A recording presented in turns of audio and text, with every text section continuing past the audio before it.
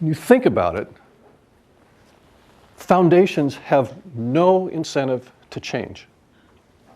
There are no external influences that drive a for-profit to respond to changes in customer tastes or demand, supply chain perturbations, no external influences that drive a nonprofit organization to think about how it's soliciting, recruiting support, and none of the external influences in the form, say, of a legislature that a government agency has to deal with to make sure they get an appropriation every year. No external drivers that impose that sense of urgency and a need to change.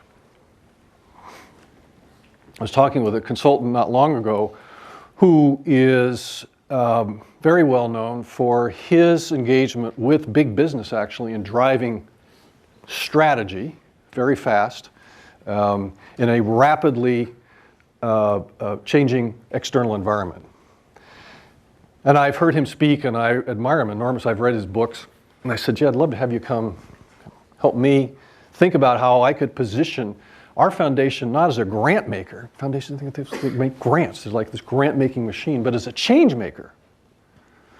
And using all the assets of our enterprise, our name, the connections we have, the ability to move fast, the ability to stay with things for a long time. I'd love to have you help me position this foundation as like a whole new concept of philanthropy.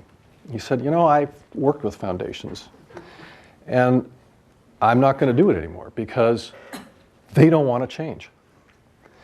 So when I go to work with a CEO at a company, large or small, I ask them, what are the 3, maybe 5 things that you worry about in the next 5 years that could really disrupt your business? And they start there, and then they work off of that and start thinking about, okay, looking ahead to have foresight to come back to insight so they can take action. He said, foundations, like, I ask them what they're worried about, and it's like job security. It's internal things that they're concerned about.